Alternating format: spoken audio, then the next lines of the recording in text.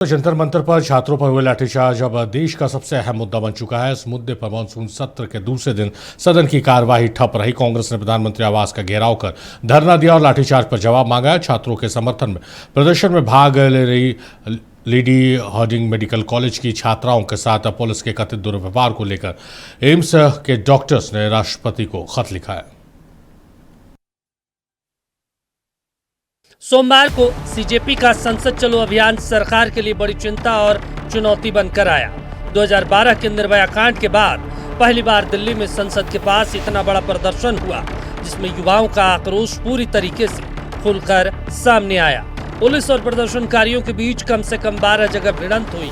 Police के लाठीचार्ज और आंसू गैस के गोलों से घायल छात्रों की संख्या कम से कम 60 बताई जा रही है। पुलिस ने 70 के करीब प्रदर्शनकारियों को हिरासत में लिया।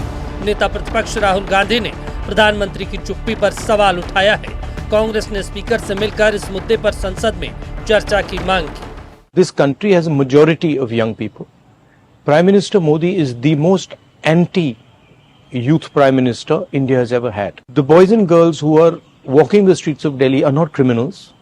They are demanding their rights. Their rights are to have an education system that respects them, to have an education system that is fair, to have an education system that is working. Cockroach Janata party तो बस एक मंच है जिसका इस्तेमाल कर युवाओं ने केंद्र सरकार को साफ संदेश दिया कि शिक्षा व्यवस्था में लापरवाही या भ्रष्टाचार उसे कतई मंजूर नहीं और सरकार इस मामले में अपनी जवाबदेही से बच नहीं सकती। इंटरनेट बंद, मेट्रो स्टेशन बंद, सीजेपी नेताओं से कोई जुड़ाव न होने के बावजूद जिस तरीके से छात्रों की भीड़ उमड़ी, उससे साफ था कि सीजेपी अगर संसद मार्च टाल भी दे तो भी जंतर मंतर के छात्र संसद मार्च जारी रखते।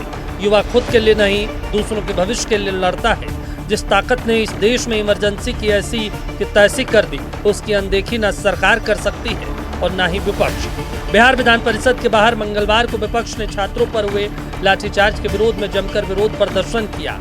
विपक्ष का आरोप है कि सरकार हिटलरशाही पर उतर गई है। कानून अपने हिसाब से काम करता है और अगर कोई सोशल मीडिया पर, अखबार में, टेलीविजन पर सार्वजनिक रूप से अगर कोई कानून का उल्लंघन करता है, कानून को तोड़ता है, कानून को अपने हाथ में लेता है, तो उसके लिए कानून पहले से जो है वो काम करता है। कानून नहीं है तो कानून बनाया जाता है। किस तरह से चोरी करने वाले लोग जो है नीट में हुआ उसको डिफेंड कर रहे हैं और अब पूर्व दिल्ली में ऐतिहासिक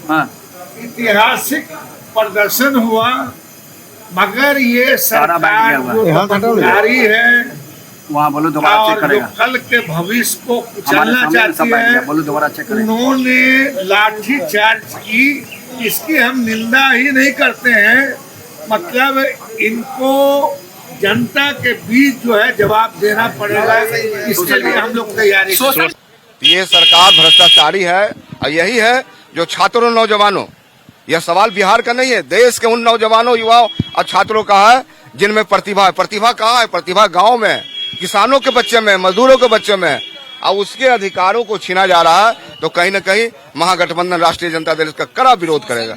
बहुत ही शर्मनाक हुआ है। जंतर मंतर में शांतिपूर्ण तरीके से आंदोलन चल रहा था, छात्रों की कोई गलती नहीं थी, कहीं भड़कावे का नारा नहीं लगा, कहीं कोई तोड़फोड़ नहीं हुई, लेकिन तब भी जिस तरीके से पुलिस ने पीटा, वो दिखा रहा है कि देश की युवाओं को लेकर के इस सरकार का नजरिया क्या है। वो आतंकवादियों की तरह ट्रीट करती है और इसलिए अब युवाओं को केवल धर्मेंद्र प्रधान का इस्तीफा नहीं चाहिए, वो तो सरकार दे देगी, लेकिन अब हमें मोदी का इस्तीफा चाहिए और उसी दिशा में देश के युवा अब बढ़ रहेंगे आगे।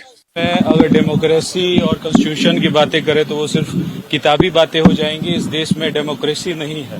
और देखिए, आप भाजपा के जितने भी नेता पुत्र हैं, एक E20 में परेशान है, एक T20 में परेशान है, और सारे भाजपा के जो भक्त लोग हैं उनके पापा 420 के काम में परेशान है। आप देखिए कि राम मंदिर का जो चंदा चोरी का मामला हो या फिर वोट चोरी का मामला हो या पेपर लीक का मामला हो, जितने भी इस देश में ज्वलंत मुद्दे हैं, उस पर जो मोदी जी का जो 56 इंची सरकार है और उनके नेता हैं चुप्पी साधे हुए बैठे हुए हैं।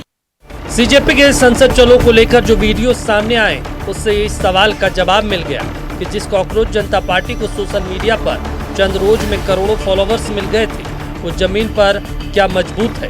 जवाब है हाँ, मजबूत है। जिस तरीके से कॉलेज में पढ़ने वाले और इम्तिहान के तैयार करने वाले 10,000 से ज्यादा युवा सड़कों पर उतरे, उससे साफ हो गया कि छात्रों के सवाल पर चुप्पी बनाए रखना सरकार के लिए ज्यादा दिन मुमकिन नहीं रहेगा। यह मामला इतनी आसानी से ठंडा होने वाला नहीं है, क्योंकि विपक्ष इसे मुद्दा के तौर पर भुनाने की कोशिश कर रहा है, जबकि सत्ता पक्ष कह रहा है मामला छात्रों पर छोड़ दे तो ज्यादा अच्छा रहेगा। लेकिन इतना जरूर है कि नीट परीक्षा का मामला बिहार ही नहीं, भारत की राजनीति में भी हर सूबे में गूंज रही है। सहयोगी राजेश के साथ मरगुबालम, नक्षत्र न्यूज, पटना।